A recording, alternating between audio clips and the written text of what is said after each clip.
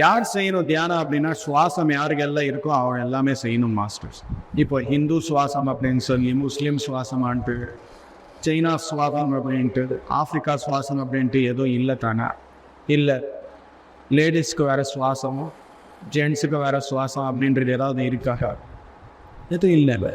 இல்லை எம்எல்ஏ சுவாசம், prime minister சுவாசம், ஃபார்மர் சுவாசம் அப்படின்ட்டு ஏதாவது இருக்கா?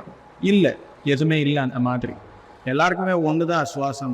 அந்த சுவாசம் யாருக்கு எல்லாம் இருக்கோ அவங்கள எல்லாமே செய்யணும் தியானம். எதுக்காக அப்படின்னா சுவாசம் என்பது ஒரு இயல்பு, இயற்கையாக நடக்கும். நமக்கு அந்த இயற்கையாக நடக்கும் சுவாசத்தை கவனித்தால் நீங்கள் உங்களுடைய சோர்ஸஸை நீங்கள் கனெக்ட் ஆக்கிட்டீங்க அப்படின்னா இந்த உலகத்திற்கு நீங்கள் எதுக்காக வந்திருக்கீங்க அப்படிங்கிற விஷயம் உங்களுக்கு அறிமுகமாகும்.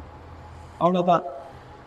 இப்போ இந்த சென்டருக்கு நீங்கள் எல்லோரும் வந்திருக்கிறீங்க, எதுக்காக வந்திருக்கீங்க அப்படின்ற ஒரு ரீசன் உங்களுக்கு எல்லாருக்குமே தெரியும் தானே.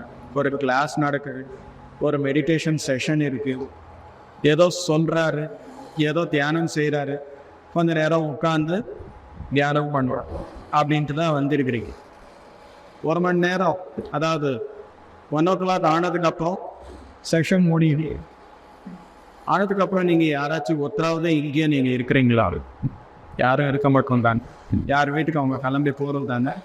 ஸோ அதே மாதிரி இந்த உலகத்துடைய பயணமும் சில நாளுக்காக நாம் வந்திருக்கோம். இங்கே கிளாரிட்டி இருக்குது, ஒரு தெளிவுடன் வந்து உட்கார்ந்துருக்கணும் எதுக்காக அப்படின்னு சொல்லி. ஆனால் இந்த உலகத்திற்கு எதற்காக வந்திருக்கிறோம் அப்படின்ட்டு ஒரு தெளிவு யாருக்குமே இல்லை. அந்த தெளிவு வரணும் அப்படின்னா தியானம் செய்யுங்கள். நீங்கள் மேலே உலகங்களுக்கு கனெக்ட் ஆக்கி உங்களுடைய சோர்ஸுக்கு நீங்கள் கனெக்ட் ஆக்கிட்டீங்க அப்படின்னா நீங்கள் எதற்காக வந்திருக்கீங்களோ அது உங்களுக்கு புரியுது. அது செய்தால் திரும்பி வர வேண்டிய அவசியம் இல்லை. அதுதான் எனக்கு தெரியும்.